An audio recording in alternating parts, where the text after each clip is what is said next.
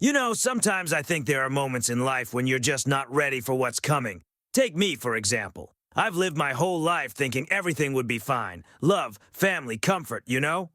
But then, it turns out those ideals were just my dreams. Pause. Me and Emily? Well, to be honest, we were happy. At least I thought so. I was sure our marriage was solid. She was my wife, and I was her husband. We went through a lot together, and it seemed like everything was just like anyone else's life. Small joys, silly arguments, and big love at the end of the day. He shakes his head, pauses for a few seconds. But then, one day I noticed she started acting strange. A little cold, less talkative. I thought, maybe she's just tired. Maybe work's been tough. But something gnawed at me. I felt like something was off. And I, like an idiot, just ignored it.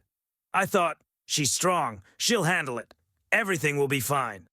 And then, he laughs quietly. Then I found out I didn't have to wait for things to unravel. It all happened by itself. That evening, I came home early from work. I arrived, as usual, in a good mood.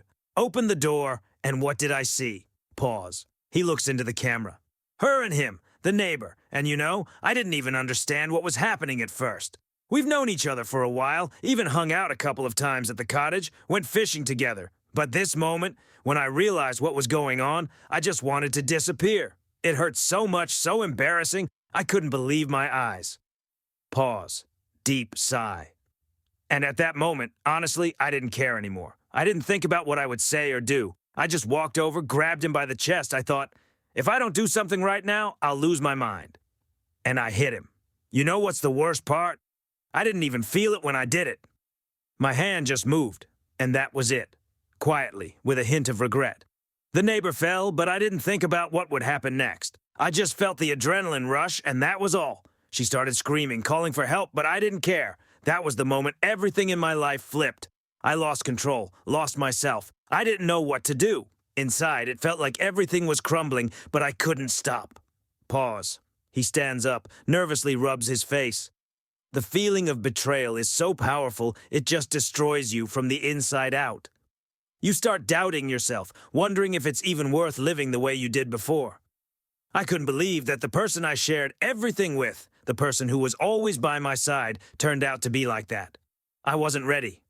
And that kills you. He sits back down. But you know, sometimes pain drives you to do things you never thought you would. I couldn't just let it go. I wasn't just going to walk away from that.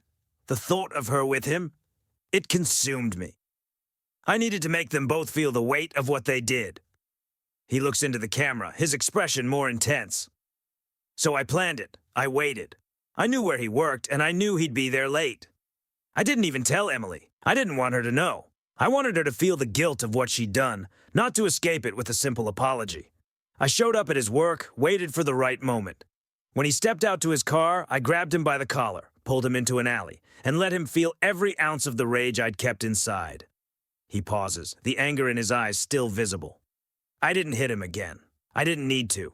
I just said, "You've taken everything from me. Now it's your turn to lose everything." And I made sure he knew I was done with being the nice guy. I made him understand that betrayal has consequences. He sighs deeply. As for Emily, when I came back home that night, I didn't raise my voice. I just looked at her. She knew what I knew, and she knew there was no going back. I told her, I've done my part. Now we're done. I walked away without saying another word. I didn't need to explain. She knew the price of her choices. He leans back in his chair. After everything, I guess the one thing I learned is that you can't always control what happens in your life. But you can decide what to do with the aftermath. And I decided not to forgive.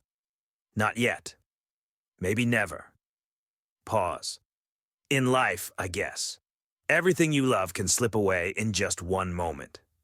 And that moment was mine. He falls silent. The camera slowly fades to black.